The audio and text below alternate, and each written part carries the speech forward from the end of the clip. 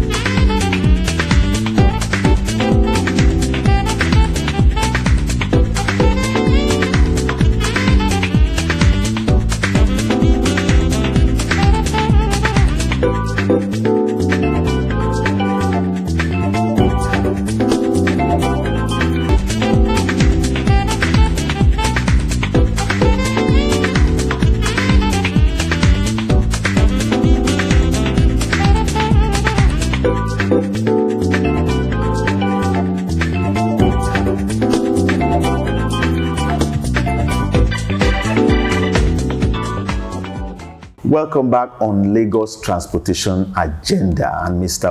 Damilola Emmanuel, General Manager of the Lagos State Waterways Authority, is my guest on the show today. Mr. Emmanuel, welcome again. And I know that a lot of investment has taken place in water transportation in the past few years from the time you took over, and particularly in the life of this administration. Let's look at the result of that investment. From your assessment, what is the percentage of the usage of water transportation services by Lagosians vis-a-vis road, rail, and what routes are currently being covered by water transportation services, and what additional routes are you looking at going forward? Okay, well, thank you very much. I think significantly what this state government has been doing is to ensure that we can have actually safe waterways, because when there's a safe waterways, then we can increase the patronage. In comparison to rail and the road, we've seen how water transportation has gradually picked up from about 1.2 to 1.5% to about 2.5 to 3%. And that's very intentional. We've not just done that and achieved that by luck, even though someone might say, well, that's still not good enough, but it's a gradual progression. So it's an improvement from the 2% yes, the last time we spoke. Yes, as opposed to a regression. Yes. So we've seen significantly because we've boosted our safety systems. We've employed more personnel to monitor and ensure safety at all our jetties. We've also upgraded our search and rescue units. Okay. We've also had strategic collaboration so that the ones with Ministry of Health as well, which have helped boost our response to emergency services. We've also purchased extra patrol boats, and we're about to also commission the very first of its kind inland waterways command and control center, which will enable us to be able to monitor. But in terms of even the private operators, we've been working with the existing operators to see how they can form a cooperative so that government can support them, and then we can also drive private sector investment into the sector.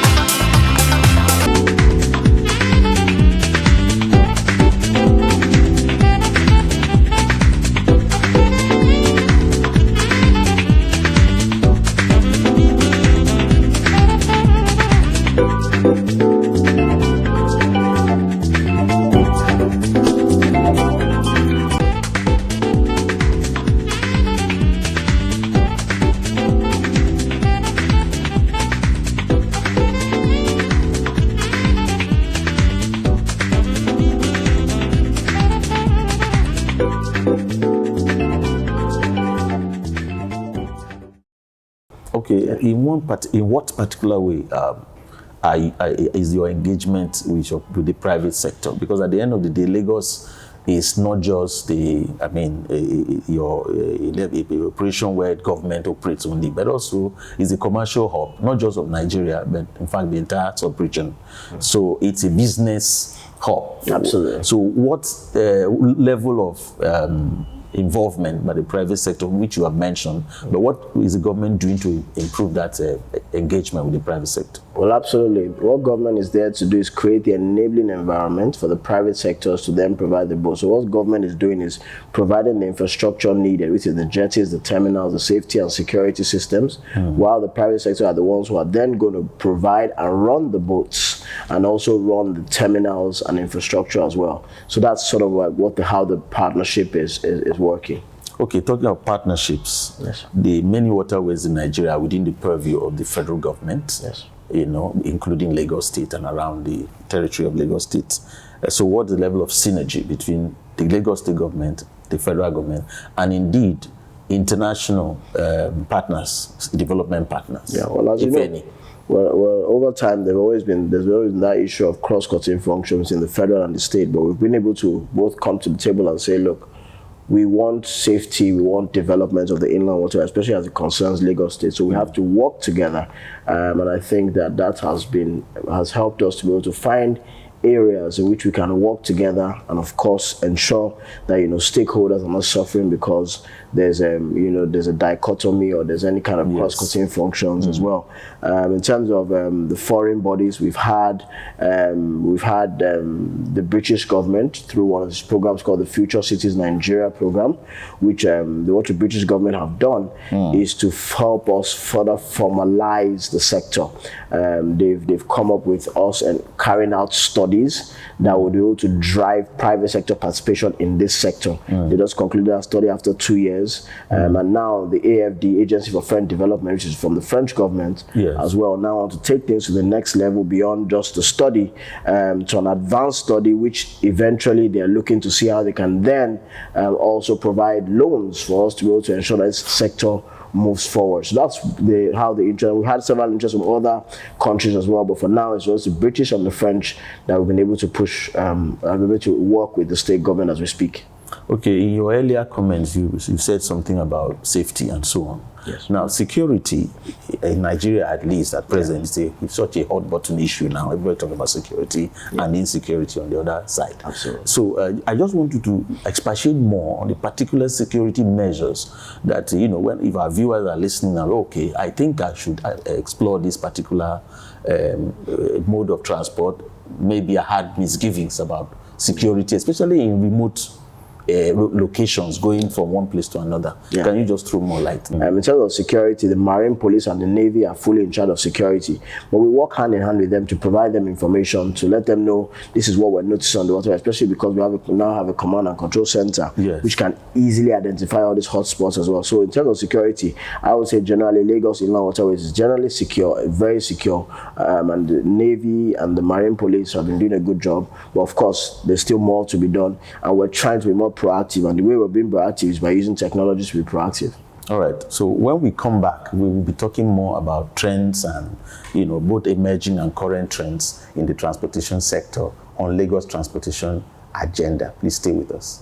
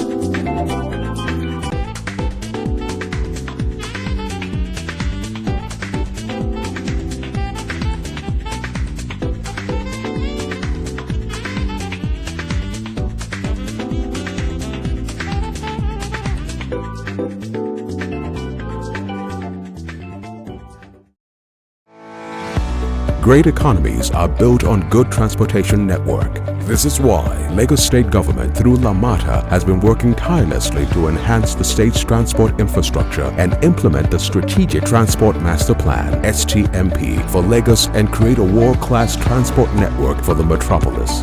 The STMP would deliver 6 rail lines, 1 monorail, 14 BRT routes, 26 water transport routes, 3 cable car routes, and several road interventions to promote the integration of the transport modes. When all these projects are completed, there will be lower emission, leading to better health for all, lower road crashes, better quality of life, and faster economic growth. With the BRT already running in some corridors, Jetties being upgraded, and rail line from Okokomaiko to CMS coming on board soon. Life of Lagosians in the face of Lagos is changing every day. A healthier and more prosperous Lagos is in the making, and LAMATA is driving it. LAMATA, keeping Lagos moving. Welcome back. It's the Lagos Transportation Agenda. Now, there are those who are saying that the present capacity of LASWA in terms of vessels can be further improved with investment in bigger vessels, say pontoons, ferries, etc. Because of not just to move people, but also heavy goods, including other vehicles like cars and so on, and also to relieve pressure on our roads, especially with the use of the trucks that we are having who are carrying freight material from one part of the country to another. What do you say to that? What plans? I know that is something that you factored in your plan, in your work, but what concrete plans are being made in that direction? Okay, let's look at it from the second question, which I think is critical. Yes. How is the state government even viewing water transportation? No longer is the state government developing any transportation mode in isolation. Yes. The whole idea is to develop the multimodal transport system, which we call an integrated transport system, yes, whereby the waterways links to the road and the road links to the rail. That's where the state government is going. So in terms of that, I would say that the state government is focused on ensuring that modes are able to link one to another, and so that people can arrive at a destination, which we call your last mile. You know, wherever you're starting from, you already have a last place you're going to, so that we ensure that that last mile connectivity is very, very key. So let me give an example.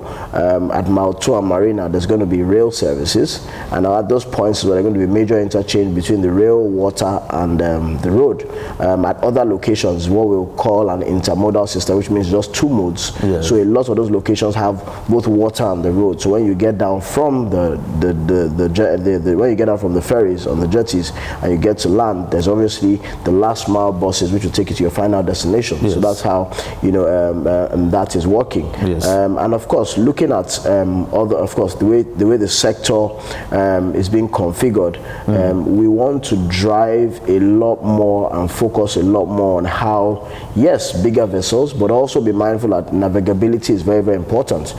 We have to ensure that those boats can ply all those routes. Yes, we are increasing the number of our ferries, and generally most of the private operators who are now coming on board, we're encouraging them to get 40-seaters, 60-seaters, and we're starting to see a few of them coming. We've not had the large 100 or 150-seaters, but I believe that we'll get there. It's a gradual progression, like I said, but we're now moving on to the 40-seaters and the 60-seaters, which will have a couple on the waterways, and then eventually we'll get to the 100-seaters and co. All right. You also mentioned jetties. Yes. And can we just give us where are they, and the current status of those that are completed and the ones that are ongoing? Okay, let's look at the jetties. As you know, Lagos State is surrounded by water. Out of 20 local governments, you can actually access 15 of them by waterways, right? And of course, this is from Ikorodu to Badagry to Apapa, to Ojo, to CMS, to Lekki, to the island here, to Falomo, to VI. These are all accessible by water as well. Now, the state government has jetties in pretty much every single local government that's accessible by water. Now, when those jetties were built, they were built as concrete jetties, but the state government said, instead of building more new jetties all over the whole place, let's utilize the existing ones. So what the state government started to do was ensure that these jetties are fit to be able to handle all kinds of boats and multiple boats at the same time. Because when they were initially built, they were built like community jetties. Nobody knew people would be crossing all the way from Ikorodu down to the island back then, you know. But now, because we've seen that happening, we've had to now, of course, modify those jetties. And now, of course, upgrading them means that we now added what we call a floating jetty. Yes, which now ensures that boats can, in low tide or high tide, it's easy for passengers to embark and disembark onto the boats as well. So in all of these areas as well, these jetties are currently, as I speak to you, the state government is currently rehabilitating 15 jetties all around the state, of which more than 50% of them are already ready for operationalization, which we are also working on at the moment. Okay, apart from the infrastructure, as well as, I may be wrong, but so maybe some of the reason why we still have a relatively low, turnout of passengers on water may also be fear. Fear, cultural or even religious. Absolutely. Pushback against water transportation. I can't swim and all that. Yes, absolutely. So how do you address that particular pushback? Yeah, I mean, phobia, you're very right, is a big problem. But one of the things we've been doing is awareness and sensitization. And the critical thing we've been able to do is promote the use of the life jackets, because I've done a lot of program and sensation around the life jacket, because in wearing your life jacket, you're well secure, we're well safe you have no issues whatsoever to be able to ensure that indeed you are safe on the waterway. So we've done a lot of campaigns around the life jackets, even donated life jackets. Every year the state government donates nothing less than 2,000 life jackets, 3,000 life jackets, even though it's not the primary responsibility. The operators have the primary responsibility to provide the life jackets. But as a way to just sort of help the sector, the government also purchases life jackets and distributes them evenly across all the various locations. So we've done a lot of that awareness sensitization. We also have a swimming program which we're promoting, even though we started with the youth, because we believe that it should start from the youth, not just from us, but also encouraging others, because we as well within the authority had to learn how to swim. For those who couldn't learn how to swim, who don't know how to swim, they started to learn how to swim. You know what I mean? So it's also being able to ensure that, you know, the continuous awareness, continuous sensitization, continuous education on the fact of the use of the life jacket. We believe that that has even helped us see people in the number of course, as better vessels come in, more standard vessels as well, it would help break that phobia. You see, when you talk about awareness, I appreciate the value of awareness, but at a point, maybe I guess enforcement too. So, good. Very good you mentioned there's a carrot and a stick approach for us. So in as much as I said we donate life jacket and do sensation and awareness, if we catch any operator using substandard life jackets, we also enforce. They face the full wrath of the law. We stop their boats from operating. Even when we carry out biannual inspections, because we do that, we carry out what we call biannual income for safety reasons. But we realized that those biannual inspections were not even enough. We have to start carrying out random inspections, because that's when we can catch those who want to default. And of course, you face the full wrath of the law. Your boat's not allowed to function until you fix that, and of course, you pay a fine as well.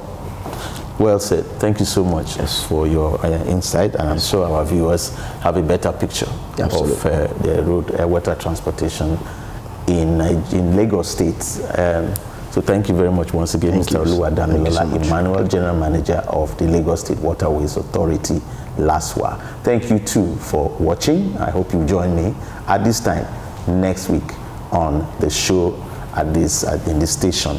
Until then, this is Austin Ian saying stay safe, take care, and God bless. Bye-bye.